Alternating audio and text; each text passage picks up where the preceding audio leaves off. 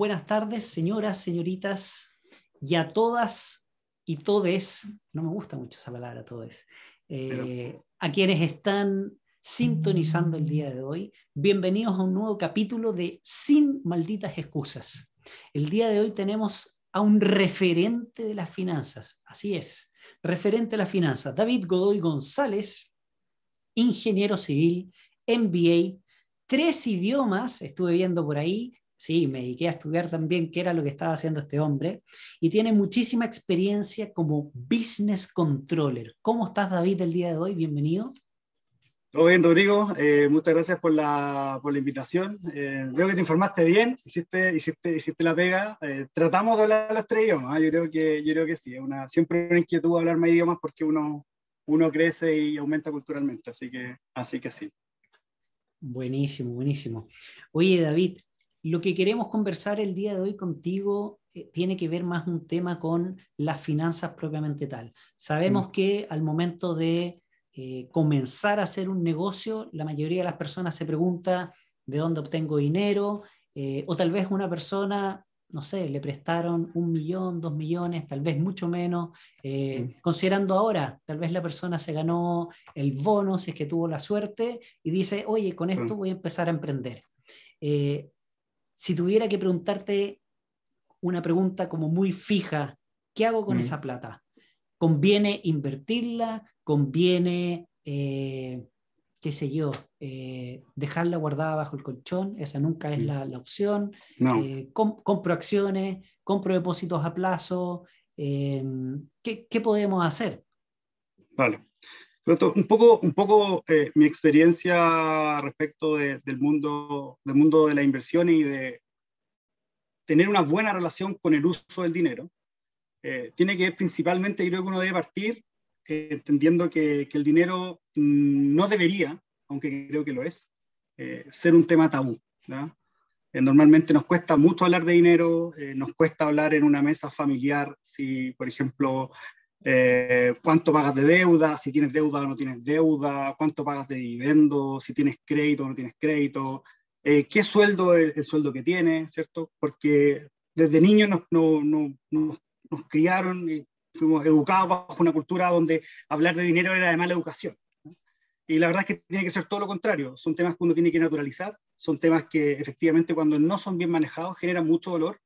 El dinero bien manejado te puede dar muchas satisfacciones, te puede ayudar a conseguir tu propósito, tu visión, tu misión, pero cuando no está bien manejado, la verdad puede generar sufrimiento, dificultades y frustración, ¿no? Entonces, lo primero es intentar desmitificar que el dinero es un tema tabú y empujarlo como algo natural, como hablar de cómo te sientes, como hablar un poco de cuáles son las cosas que te gustan hacer, cuáles son tus hobbies, etc.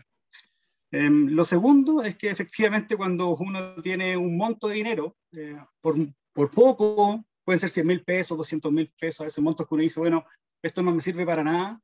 La verdad que uno tiene que entender algo simple, que es que la construcción de la fortaleza financiera de una persona o de una empresa es un tema de día a día, ¿no?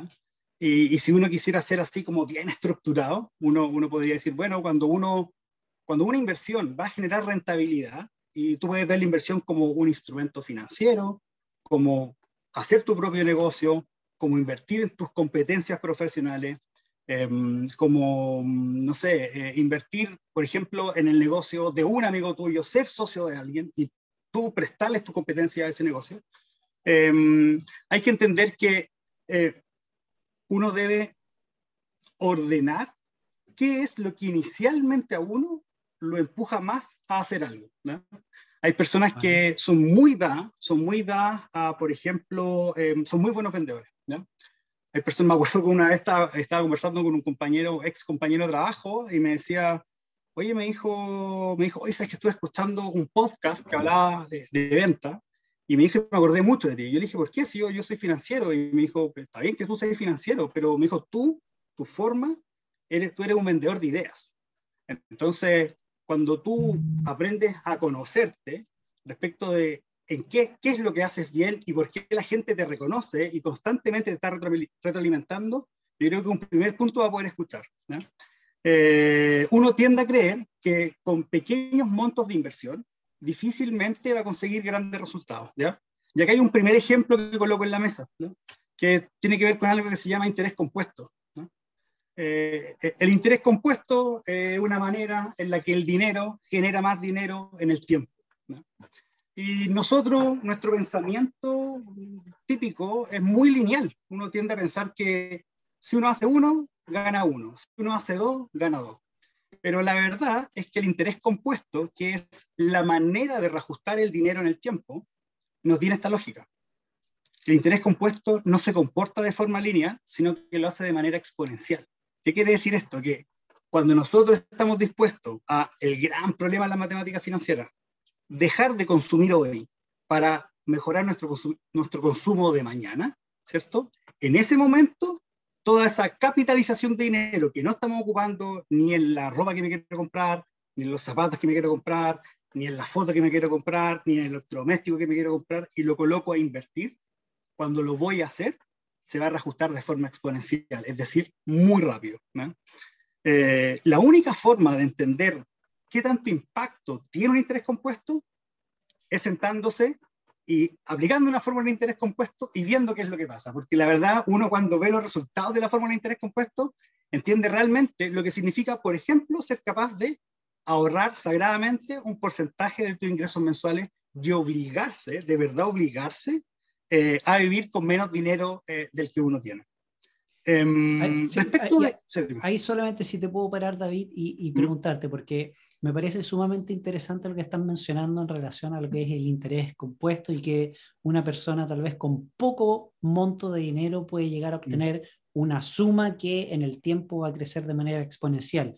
Pero las personas tal vez se preguntan, ok, me parece esto maravilloso, pero ¿dónde voy? ¿A qué institución? ¿Es en un banco? ¿Es en una corredora? ¿Es con un broker? ¿En qué lugar yo encuentro un instrumento o cuál es el instrumento de hecho que me va a permitir tener un interés compuesto? Si pudieras ahí ahondar un poquito, sería como claro súper bueno.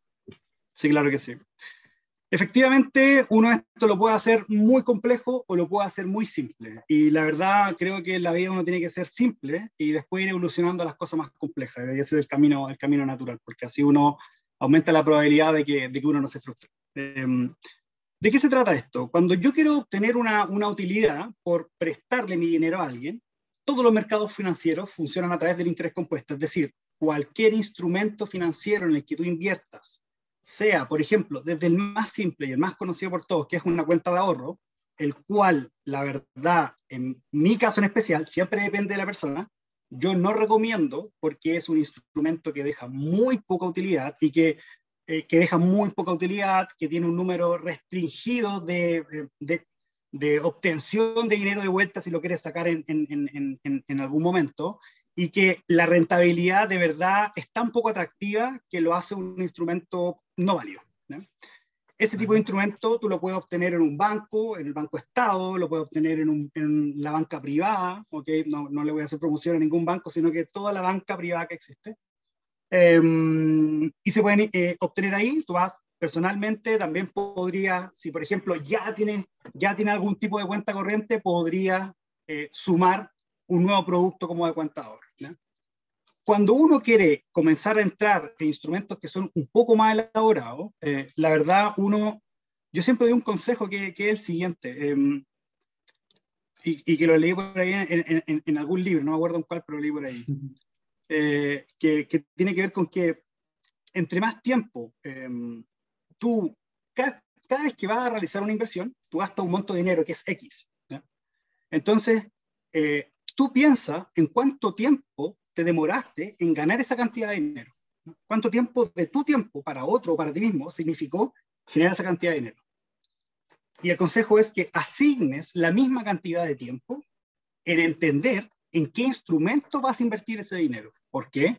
Porque si haces las cosas mal o te dejas llevar por falsos profetas o por magos de magia negra, como Rafael Garay, como Ace Inversions, ¿cierto? Como un señor de apellido Chan, que lo que hacía era estafar a la gente y que se aprovechan de su ignorancia. Si tú vas a hacer eso, ¿cierto? Ten siempre en consideración que te va a tomar tiempo recuperarlo si lo haces mal. Entonces siempre dedícale la misma cantidad de tiempo en estudiar un nuevo instrumento en la cantidad de tiempo que te ganaste ese dinero. ¿Dónde tú te puedes acercar a poder hacer inversión? ¿No? Y acá separar dos mundos y después otras dos subdivisiones. ¿No? Los primeros dos mundos es lo que dentro del mundo de las inversiones se llaman inversiones de renta fija e inversiones de renta variable. ¿No? La verdad, la renta fija es solamente un nombre para poder separarlo de la renta variable, porque no es tan fija como uno podría llegar a creer, pero son instrumentos diseñados para personas, para empresas, ¿cierto? Que tienen un exceso de dinero por alguna razón, cualquiera que ésta sea, lo relevante no es el por qué, pero tiene un exceso de dinero y se lo pueden prestar para que otro, que puede, por ejemplo, tener la idea de tener un negocio, que puede, por ejemplo, querer invertir en alguna otra cosa, tú se lo puedes prestar a él para que él lo invierta por ti. ¿No? En el caso de los instrumentos de renta fija, ¿cuáles son los instrumentos de renta fija típicos? Es, por ejemplo, cuando una empresa necesita obtener un aumento de capital y emite un bono corporativo. Entonces yo soy la empresa, no sé, Samsung, por ejemplo, estoy en Corea, necesito obtener financiamiento, genero un bono, Samsung Electronics, lo que sea, ¿cierto? Lo voy a vender al mercado y yo puedo comprar ese bono. Para poder comprar ese bono directamente tendría que tener acceso a un portal que me permitiera poder comprar. Si me preguntáis a mí, ¿esa es la mejor forma de entrar? Yo te diría que no, porque es denso. Yo solamente estoy explicando la idea. ¿No? Perfecto. El segundo tipo de instrumento es un instrumento de tipo variable, y este instrumento de tipo de renta variable es normalmente lo que comúnmente conocemos como acciones de las empresas, ¿ya? Que también surge de la necesidad de financiamiento que tienen los negocios y que lo hacen a través de emitir paquetes de acciones valorizados a un cierto precio y que se venden abiertamente una primera vez, que se llaman los mercados primarios, y después, que ya se venden estas acciones, como se van vendiendo constantemente hacia adelante, entre una persona y otra persona y otra persona, cuando cada persona considere que es correcto poder comprarla, eso se llama mercado secundario. ¿Cómo tú puedes acceder a poder comprar acciones? El mismo caso que los bonos, tú puedes acceder a través de algún tipo de portal, puedes acceder si tú tienes cuenta corriente, lo puedes hacer a través de tu banco. La verdad, en algún momento, y aquí sí me gusta decirlo porque los datos que son buenos los digo, en algún momento dentro de un grupo de inversión que yo pertenezco, que se llama Inversapiens, en este grupo de inversión levantamos, o ellos levantaron, la verdad no fui yo, ellos lo hicieron, y se hizo un estudio de cuáles eran los bancos que te cobraban mayor o menor tasa para poder invertir en el mercado local, y el estudio arrojó que era el Banco Security el que te cobraba la menor tasa por poder comprar acciones. Entonces, si tú, por ejemplo, tienes una cuenta corriente en el Banco Security o no la tienes, obtienes una cuenta corriente en el Banco Security, hablas con un ejecutivo que trabaje en la banca de inversión, ¿ya? Y te diga dónde están los accesos, etcétera, tú puedes directamente poder comprar acciones a través del banco con la menor porcentaje de comisión posible. ¿Ya? Un poco esos son los principales instrumentos. Ahí, David, nos hablaste un poco de renta variable, renta fija, que podemos partir tal vez con pequeños montos, pero si tuviéramos que mencionar algún porcentaje, pongamos que yo gano 100, ¿cuál sería como el porcentaje ideal para poder comenzar a invertir del total de lo que yo gano? Si tuvieras como alguna recomendación.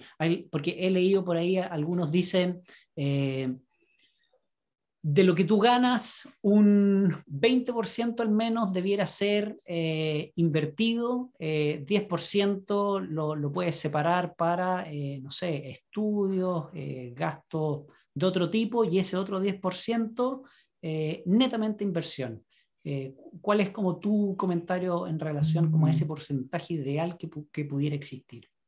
Sí. Mira, yo no sé si existe como una fórmula.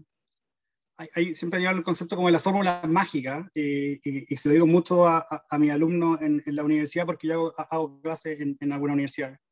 Y es que no existe la fórmula mágica. ¿Ya? Constantemente la literatura nos empuja un poco a los 5 consejos para llegar a tal cosa, las 3 fuerzas para obtener tal cosa. Y la verdad, si fuera tan fácil, bueno, todos lo harían y ya estaría todo resuelto, ¿ya? Yo creo que eso es un comienzo de una motivación inicial, pero que después uno tiene que amarrar con mucho trabajo y con mucho método y disciplina. Respecto del porcentaje, depende de cuáles son las prioridades que tú manejas, ¿no? Voy a hablar un poco como desde mi historia personal. Una vez que yo salgo de la universidad y comienzo a trabajar en el mundo profesional, me doy cuenta que requiero necesariamente de poder adherir nuevas competencias profesionales. Entonces, desde ese punto de vista, yo tomé la decisión de hacer una maestría, un MBA, ¿cierto? Y eso significaba, por ejemplo, en ese momento, por decirte algo así como el 30 o el 35% de mi sueldo. Entonces, claro, mi apuesta, si uno lo está pensando como inversión, era potente, porque lo que estaba haciendo era invirtiendo en tener más competencias profesionales para una cosa súper importante, ser más productivo. Las personas que tienen más competencias profesionales, que saben más de una materia, que están más desarrollados en un tema específico, aumentan su productividad. Y eso, como uno lo ve materializado en la práctica, es que puedes obtener y tienes la posibilidad de obtener un mejor sueldo mensual, básicamente, ¿ya? O poder, por ejemplo, si tienes tu propio negocio, poder vender más, incluir mejores canales, ser más rentable, hacer negocios que tengan mejor gestión, etc. Entonces, en ese caso en específico, yo ocupaba un alto porcentaje solamente en mejorar mis competencias profesionales. ¿Cuánto dedicaba a poder invertir en un instrumento financiero? Era 0%. O sea, mi capacidad de ahorro en ese momento era nada y nula. ¿Por qué? Por una cuestión muy básica. Porque nadie me dijo que era importante ahorrar, nadie me dijo que era importante tener una reserva, porque las cosas cambian de un momento a otro y uno lamentablemente no lo controla todo. Pero esos hábitos cambian, ¿ya? Esos hábitos cambian y tienen que cambiar. Entonces, en algún momento, y esto la verdad vino a mí mucho más orientado a cuando partió la pandemia, me dio un poco el tiempo de entender, y esto tiene que ver mucho con el mundo de las inversiones, entender qué era lo que te motivaba, qué era lo que te empujaba, qué era lo que te hacía ser mejor, ¿no? Y esto tiene un nombre que se llama propósito, básicamente. Entonces, cuando tú tienes claro tu propósito y encuentras tu propósito, ¿no?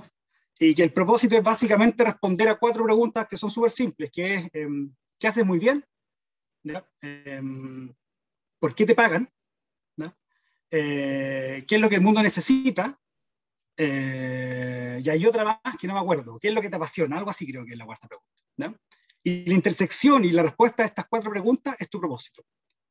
Cuando tú tienes tu propósito claro, te das cuenta que quizás, por ejemplo, ya no es importante comprarte el auto último modelo del año, que quizás ya no es importante comprarte 50 camisas o comprarte 20 camisas o 15 camisas, que quizás con 8 podéis tener sin ningún problema, que quizás no es tan importante hacer cambios en tu casa de forma sin control, por ejemplo, y que todo ese dinero que dejas de ocupar en esas necesidades que son impulsivas, como por ejemplo el Black Friday.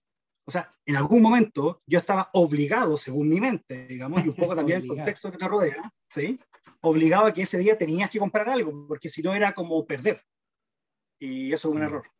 Porque cuando tú tienes claro tu propósito, luego de eso, empiezas a entender que hay un montón de impulsos que tienes que acallar, que tienes que calmar. Y todo ese dinero que dejas de utilizar en ese consumo que satisface una necesidad completamente momentánea, ¿ya? Lo puedes ahora llevar a invertir. ¿Okay? Entonces, creo que es súper importante entender las prioridades de lo que tú quieras hacer para poder entender ese porcentaje. ¿Qué es lo que tú quieres hacer en ese momento de tu vida en específico? Está bueno ese dato. Fijar un poco la mirada, el objetivo, una vez que centras el objetivo, ir detallando cuáles van a ser como los pasos a pasos que vas a efectuar para llegar a cumplir ese objetivo. Está buenísimo. Efectivamente. Me llama, David, la atención en qué momento te empiezan a ti a gustar las finanzas. ¿Hay algún referente que haya cambiado esa mentalidad que tú me decías que no, desde mi infancia uno tiene que empezar a hablar de finanzas, en el colegio no se habla mucho de finanzas? ¿A quién escuchaste tú que de alguna forma dijo como, te hizo así un cambio de switch y te dijo, oye, las finanzas son importantes, el interés compuesto es importante, es algo que aprendiste netamente en la universidad o alguien por ahí escuchaste, empezaste a investigar más? ¿Cómo fue como ese proceso de cambio que tuviste? Sí, te cuento, creo que la historia tiene como dos partes. La primera, yo nunca trabajé en lo que estudié, así como tal, ¿no? Yo estudié una carrera muy orientada a las habilidades duras, muy poco orientada a las habilidades blandas, y creo que lo más cerca de finanzas que tuve fue evaluación de proyectos, no más que eso, ¿no? Pero la vida, por un lado, te va colocando algunas oportunidades, y por otro lado, tener lo que la gente llama suerte, que tiene que ver básicamente con estar preparado para cuando la oportunidad llega. Digamos que tuve suerte, entonces estaba preparado analíticamente para ciertas oportunidades que se presentaron. Me permitió trabajar en un mundo relacionado con las finanzas, pero no tan directamente tampoco, quizás de forma tangencial. Entonces, por ahí me di cuenta que podía mezclar en una temática, que era la finanza, que tenía que ver con el manejo correcto de los recursos, básicamente dentro de una organización empresarial, ¿ya? O sea, ocuparlos correctamente, con la velocidad que se requiere, con el orden que se requiere, entendiendo los riesgos que vas a tomar, tratando de mejorar constantemente actividades que estás haciendo, aprendiendo de lo bien que hiciste y aprendiendo de lo mal que hiciste.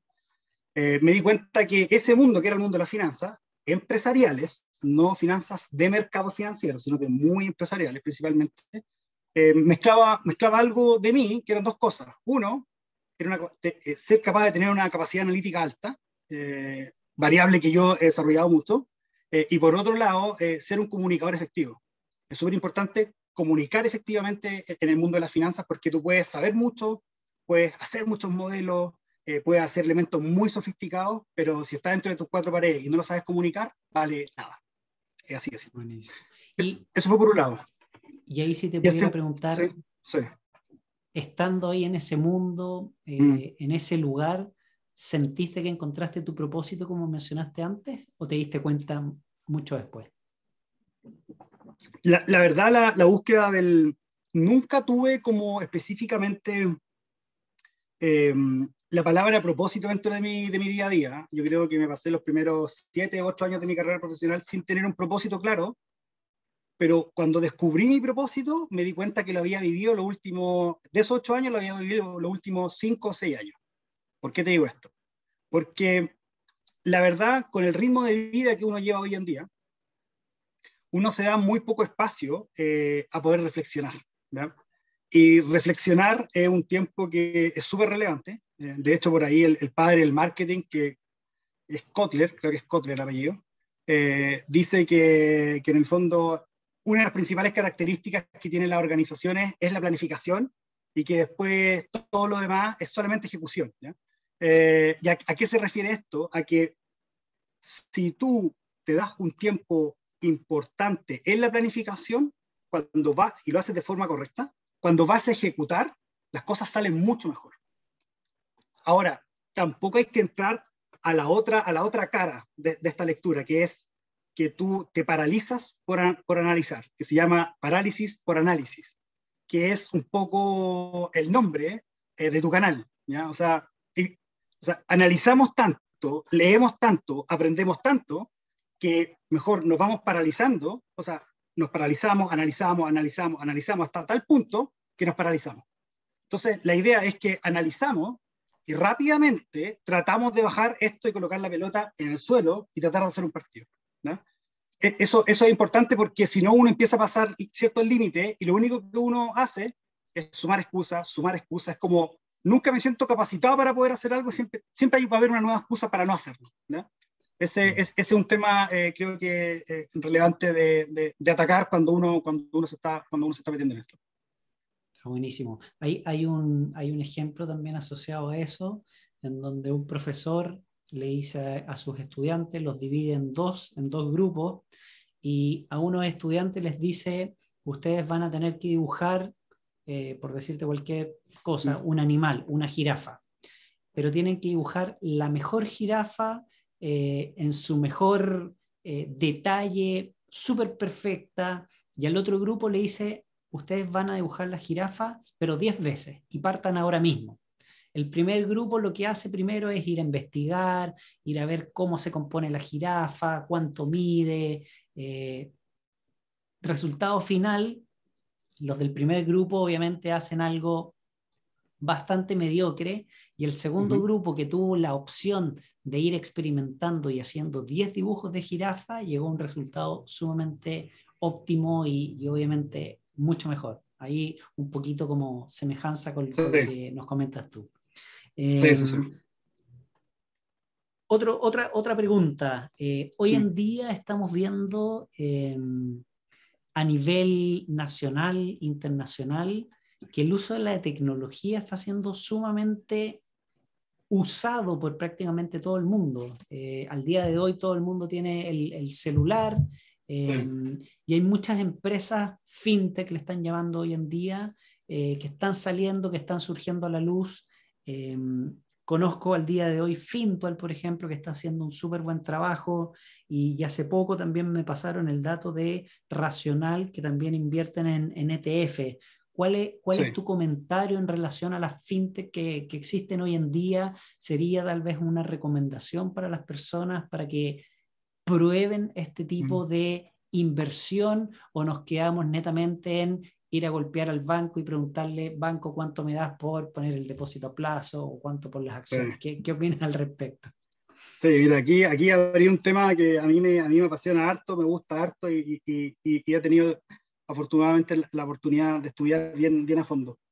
Cuando tú hablas de Fintual, ¿cierto? Fintual es una empresa local que partió, que es chilena, básicamente bajo la suma de algunos estudiantes que eran compañeros de la universidad, otros que no eran tan compañeros de la universidad, se juntaron de alguna forma. Ellos siempre dicen chistosamente que uno de ellos tenía mucha plata, y cuando le vuelven a preguntar, vuelve a dar la misma respuesta, porque para poder armar un fondo de inversión súper vigilado por la Comisión de Mercado Financiero hay que tener un monto que no es despreciable, ¿ya? Ellos partieron siendo revolucionarios desde el inicio, y lo hicieron bajo una filosofía de inversión. Esto es una filosofía de inversión, ¿eh?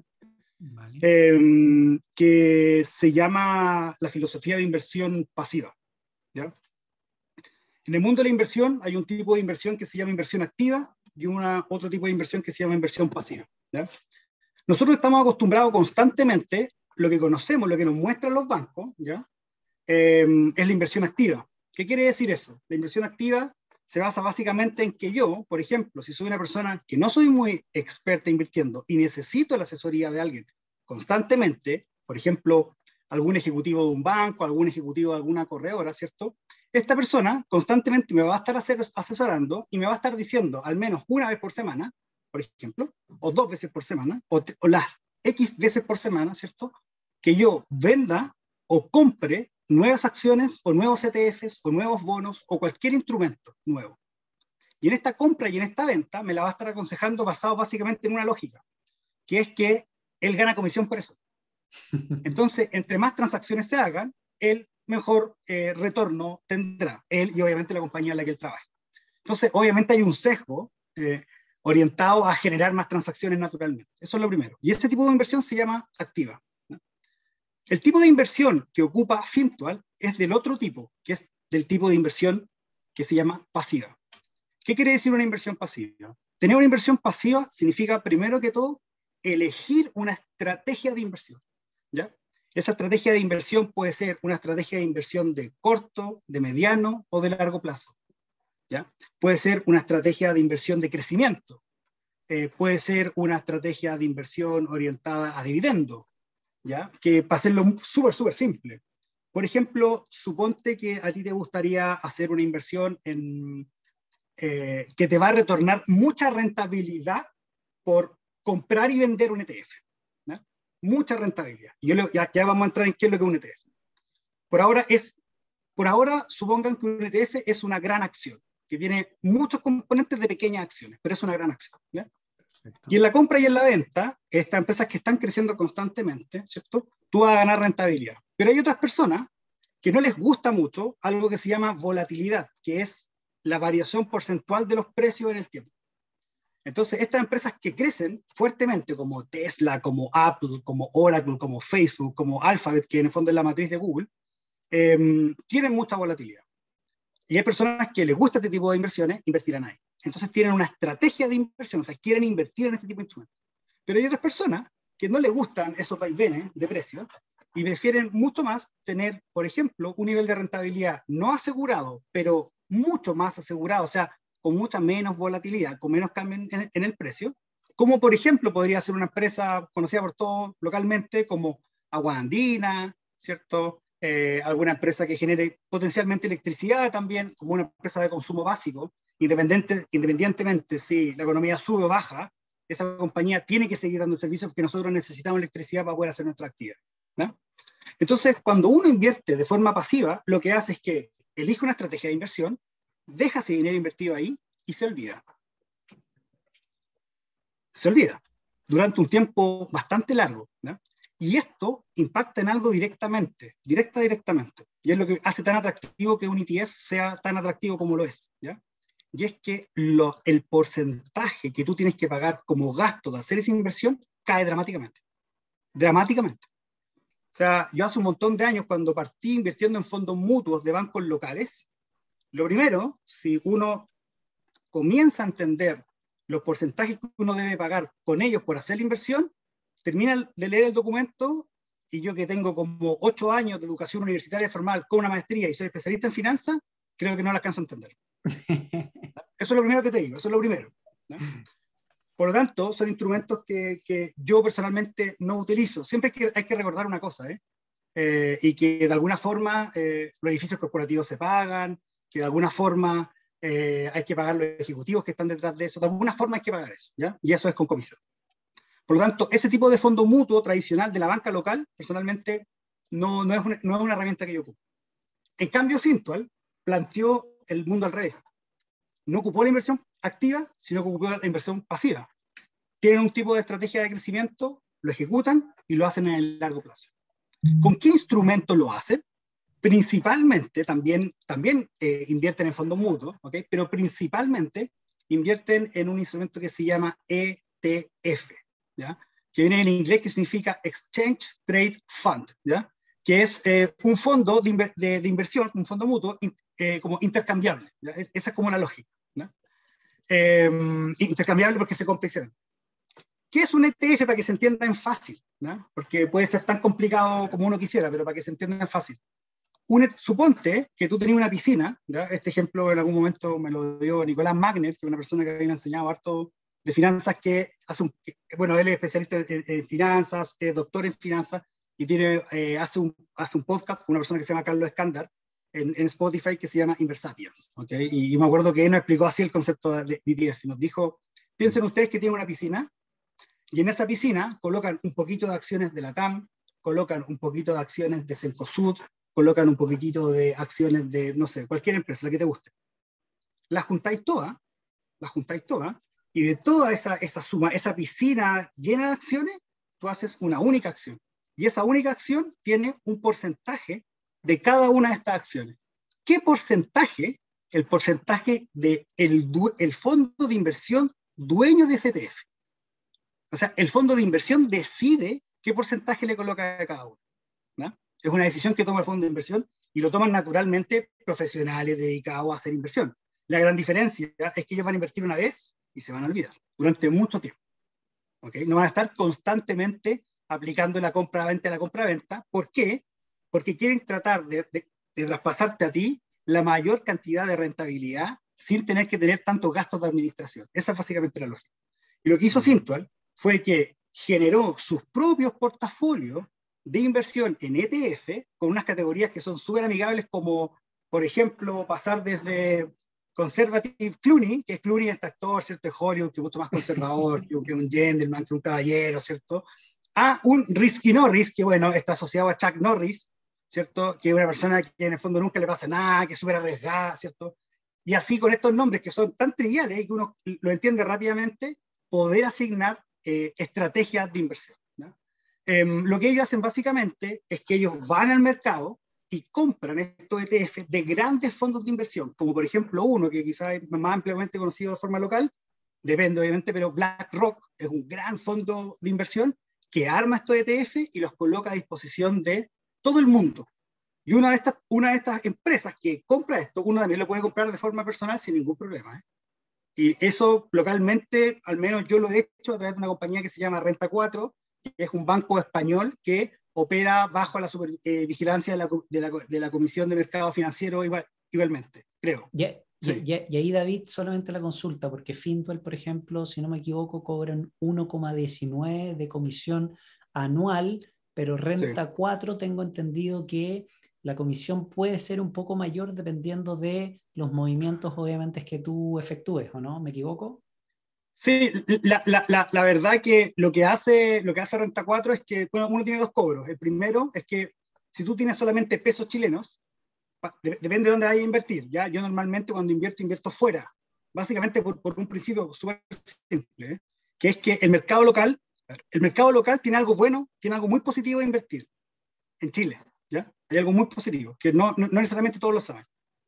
¿Ya? Lo primero es que cuando tú generas utilidad por invertir en la bolsa local, tú no pagas impuestos por la generación de utilidad.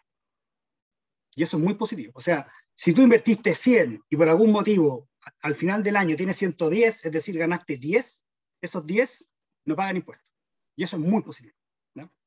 Lo segundo positivo que tienen es que legalmente las compañías que operan en la bolsa local tienen obligación de distribución de dividendos. ¿Y qué es un dividendo? Súper simple.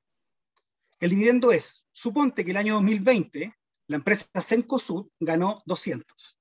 Y de esos 200, legalmente, ellos tienen que distribuir el 30%, es decir, 60. Y esos 60 pesos lo van a ir a distribuir al otro año, después de que generaron la utilidad. Si estamos hablando de 200 el año 2020, van a tener que distribuir 60 el año 2021. ¿Cuándo? Cuando la empresa lo estime, cuando la empresa lo quiera hacer, pero lo tiene que hacer, es obligación. Entonces, eso a ti te asegura una ganancia por dividendos, y eso también es positivo. ¿Okay? Y la parte Sí, extranjera, del por qué ya. invertías extranjera. ¿Qué es lo malo de invertir en la bolsa local? Lo malo de invertir en la bolsa local es que hay algunos tipos de acciones que son muy poco líquidas. ¿Qué quiere decir que sean muy poco líquidas? Que, por ejemplo, tú puedes ver algunas empresas, ¿no? Que no se transan hace 2 meses, hace 3 meses. ¿Qué quiere decir eso? Que en 2 o en 3 meses no ha habido ni la intención de compra de una acción de esa empresa, ni tampoco ha existido la intención de venta. Entonces, lo malo de si tú el día de mañana compras una acción de esa empresa y a veces tienes alguna necesidad de obtener esa capital o te quieres deshacer de esa acción por alguna razón, la liquidez es muy baja. Y eso te complica poder salir. Y creo que una de las mejores componentes que tienen los mercados financieros es que son líquidos, ¿ya? Entonces, un poco como que rompen esa lógica. Por eso no me gusta tanto la bolsa local. En cambio, cuando tú inviertes en el mundo, sobre todo, por ejemplo, mercados súper poderosos y fuertes e intensos, como los mercados norteamericanos, o el mercado asiático, el mercado europeo, el mercado alemán, etcétera, son mercados que son altamente líquidos. O sea, la probabilidad de que alguien no te quiera comprar una acción de Oracle o de Google o de la empresa que sea es, no sé, casi cero. Entonces, eso lo hace mucho más atractivo desde ese punto de vista. Y lo otro es que cuando uno invierte en Renta 4, si tú no tienes tus propios dólares, tú tienes que comprarle los dólares a ellos, y obviamente ellos generan una ganancia por ahí. Entonces ahí uno tiene una primera, no sé cómo así decirlo, es una pérdida, pero no una pérdida, sino que hay un costo de transacción asociado, ¿ya? Respecto de la tasa específica que cobra Renta 4, en este momento no me acuerdo de memoria cuál es el valor. Lo que sí sé es que comparativamente a ir a invertir con otros corredores de nombres súper conocidos localmente, es mucho más bajo.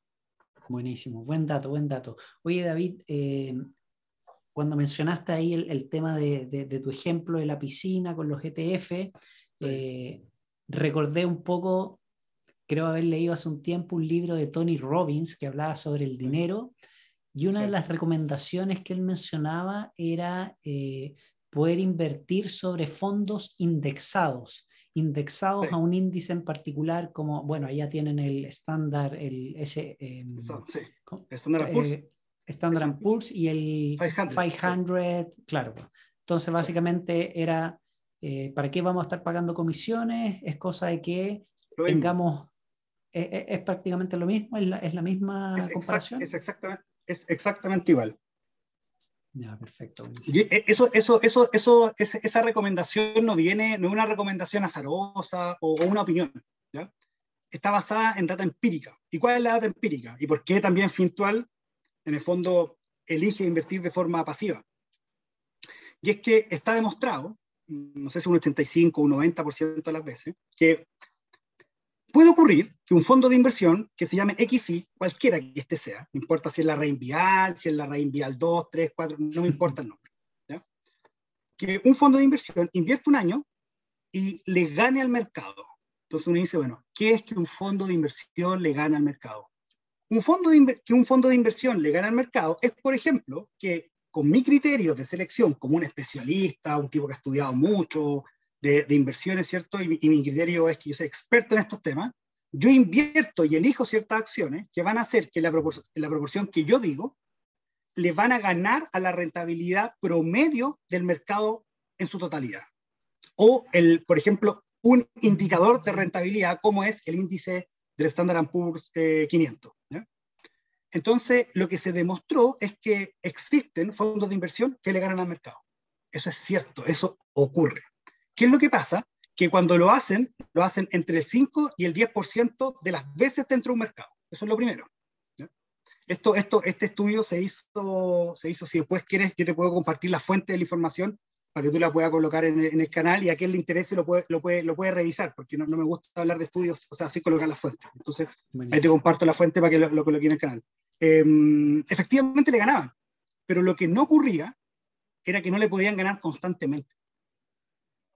O sea, ¿le puedes ganar un año? Sí, le puedes ganar, pero al otro año y al otro año y al otro año, eso no ocurría.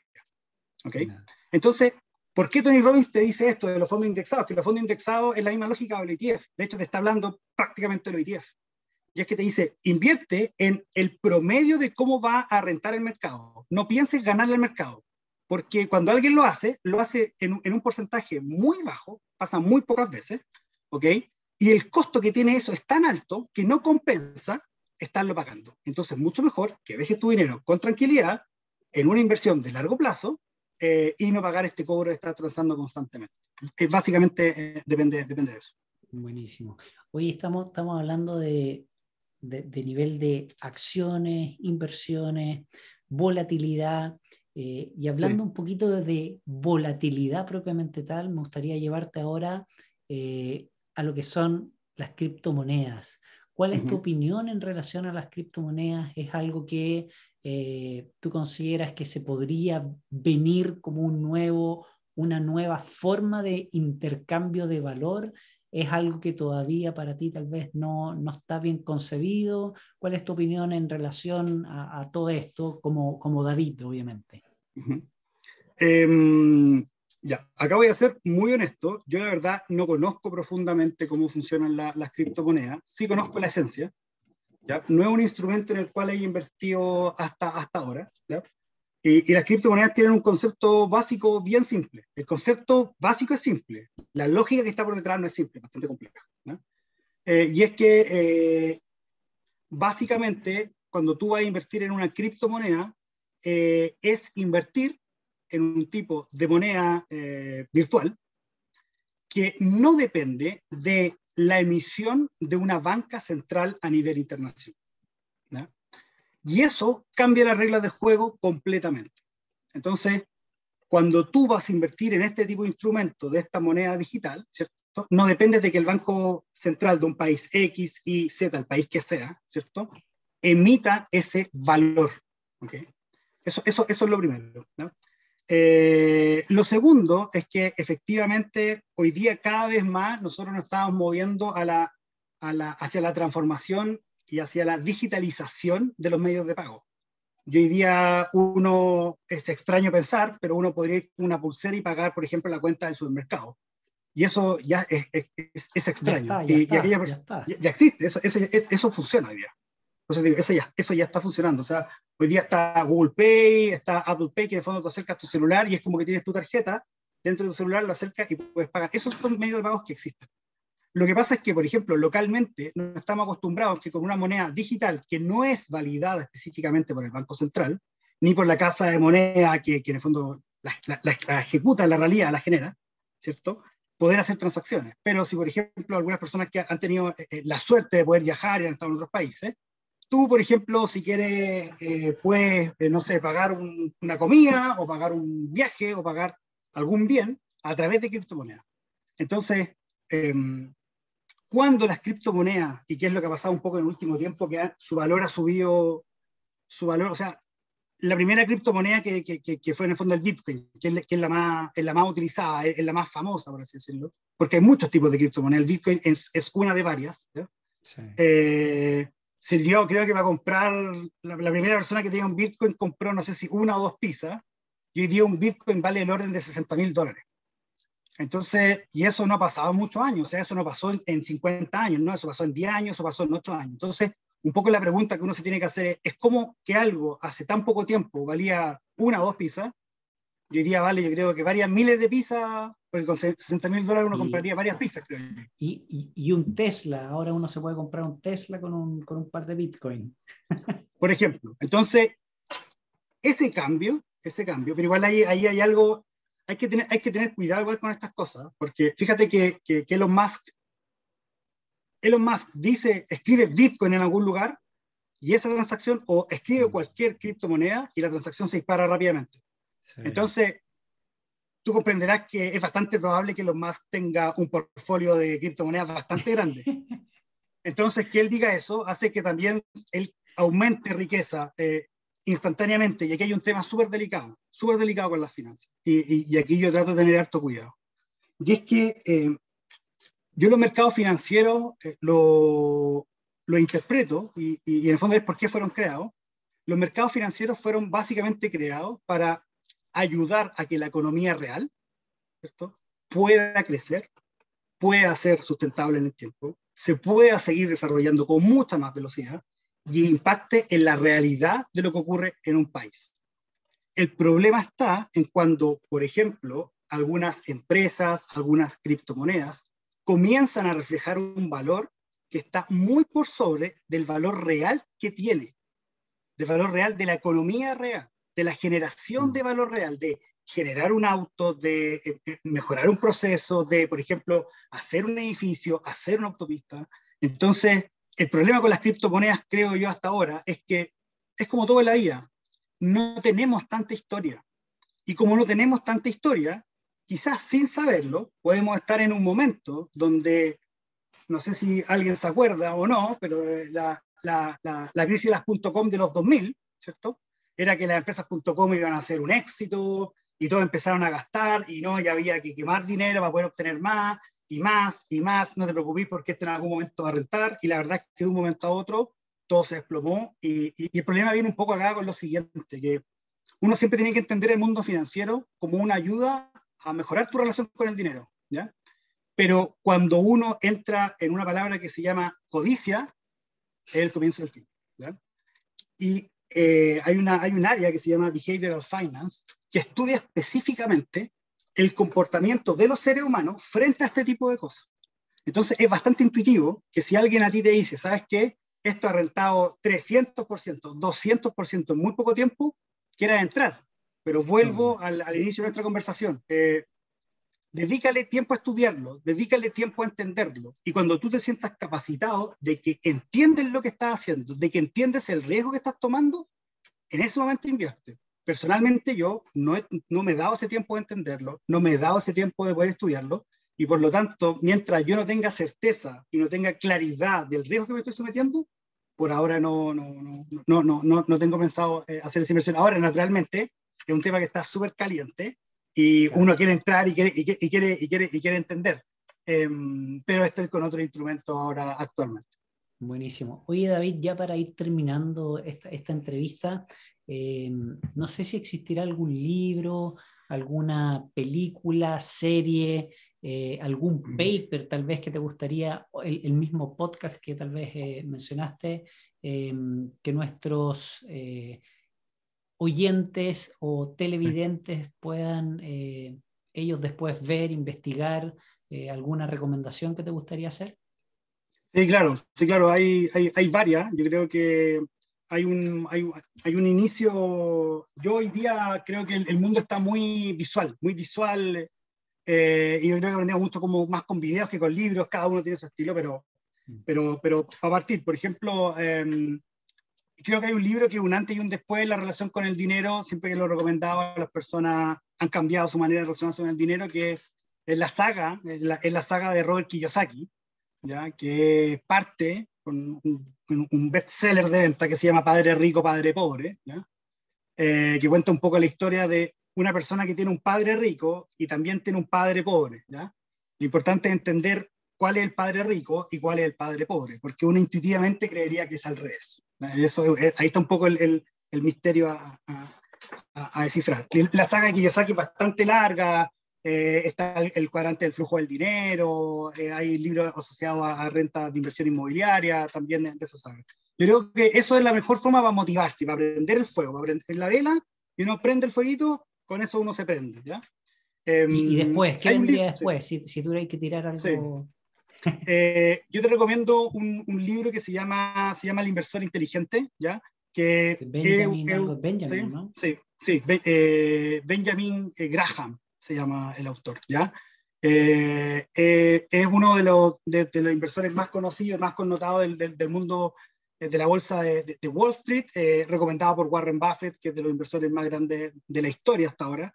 Y Warren Buffett dice que él sacó de sus mayores lecciones de inversión, la sacó de ese libro. Y es un libro, la verdad, para ser honesto, muy fácil de leer. O sea, se hace muy amigable, es muy simple. Y aquel que no pueda estar leyendo, le recomiendo que, por ejemplo, lo pueda acceder a él a través de un audiolibro, que también es súper amigable. ¿Ya? Se hace bastante simpático escuchar un audiolibro. Yo lo he probado y funciona. Respecto de películas, creo que una película que es muy interesante para entender la codicia del ser humano asociado al mundo financiero, ¿ya? Y no es tan conocida, no es de las típicas, ¿ya? Se llama Margin Call, ¿ya? Margin Call, ¿ya? Que es como llamada en el margen, ¿ya? Y un poco habla de la noche previa a que la crisis subprime del 2008 explotara a primera hora de la mañana. Y todo lo que ocurrió de que cierto grupo de personas manejaba que eso iba a pasar y cómo ellos se comportaron frente a algo que podía haber sido o el peor error de tu vida o quizás la mejor pasada de tu vida y poder retirarte tranquilo, ¿no? Esa película es muy buena porque en el fondo te coloca en la mesa a hablar de los valores asociados al mundo financiero. E insisto, la codicia no es buena en los mercados financieros, ya porque te enceguece y eso no es positivo. Respecto de medios hablados, una recomendación que le hago es el Spotify de Inversapiens, es un podcast de una comunidad de inversión que bueno, está liderada por Nicolás Magner y por Carlos Escándar, que ellos constantemente están hablando de forma abierta y bastante simple del mundo de las inversiones, y aquellas personas que les interesa ir un poco más allá, después ellos hacen entrenamiento dedicado, ¿cierto? Que yo específicamente tomé un par y efectivamente yo cambié mi forma de relacionarme con el dinero después de tomar esos cursos. Ya después de eso yo creo que vienen temas que son un poco más duros, y como por ejemplo hacer algún diploma o hacer alguna certificación, hacer alguna maestría, pero eso ya de verdad uno tiene que querer dedicar bastante tiempo a este tema. Yo creo que para partir, creo que eso es un súper buen inicio. Y David, lo último también, comentaste que eras profesor, no sé si tú de alguna forma entregas también servicios o algún tipo de asesoría, alguna persona que quiera tal vez conocer un poco más o tener alguna especie de, puede ser consultoría o un guía, ¿hay alguna Sí. posibilidad que te contacten, que te sigan en redes sociales, algo que quisieras mencionar?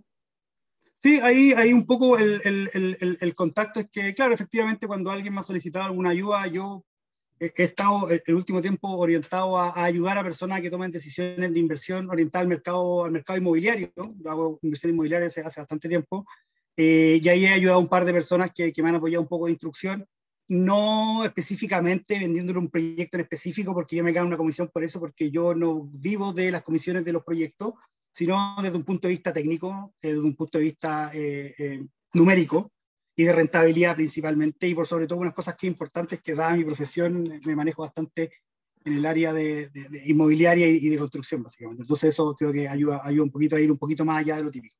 Y por otro lado, a mí me pueden encontrar en, bueno, la red social que creo que es más atingente en este caso es LinkedIn.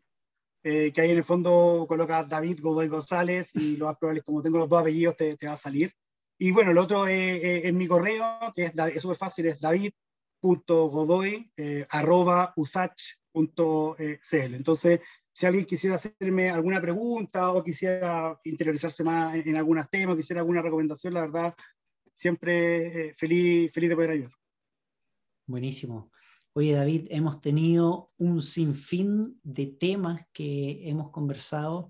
Hablamos un poquito de criptomonedas, hablamos de finanzas, hablamos de la filosofía de inversión pasiva, del propósito propiamente tal, de las fintech, comentamos mucho lo que son los ETF, lo que hace Fintual, de dividendos, de acciones. La verdad que un sinfín de temas que es para comenzar. O sea, las personas que quieran meterse en esto tienen que obviamente leer mucho, investigar y esperamos que esta conversación que tuvimos con David les haya abierto un poco la perspectiva, los ojos de que efectivamente sí es posible y no hay excusa. O sea, el acceso hoy en día a la información y a la educación está al alcance de tu mano. Todos tenemos un celular y tal vez en vez de estar viendo un rato una serie, puedes estar leyendo alguno de los libros que nos recomendó David, que los vamos a tener ahí abajo en detalle de esta entrevista. Así que, David, te agradezco un montón por tu tiempo, te pasaste, ha sido un gusto haber conversado contigo y esperamos vernos pronto una vez que pase todo este tema de la pandemia. Un abrazo grande y nos despedimos. Yo te agradezco harto, Rodrigo, la invitación. La verdad se me hizo corto, siempre hay estos temas que tocar. Me gustaría dar un último consejo antes de irme, vale. Y es el siguiente, que es, y un poco desde la experiencia personal.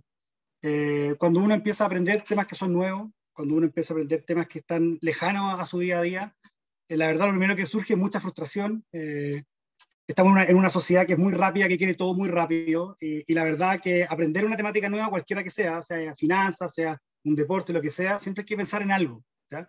Yo no conozco a nadie, quizá, no sé, puede existir alguien, yo no lo conozco. Yo no conocía a nadie hasta ahora que cuando fue a andar en bicicleta, aprendió la primera y no se cayó. Y al menos no tiene una herida que se acuerde de cuándo se le hizo.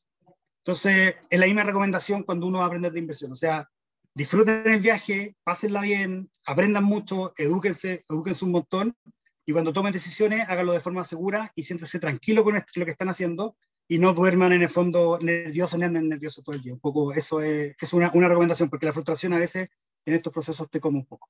Eso. Buenísimo. Muchas gracias, maestro. Sí. Te pasaste. Gracias a ti. Gracias a ti.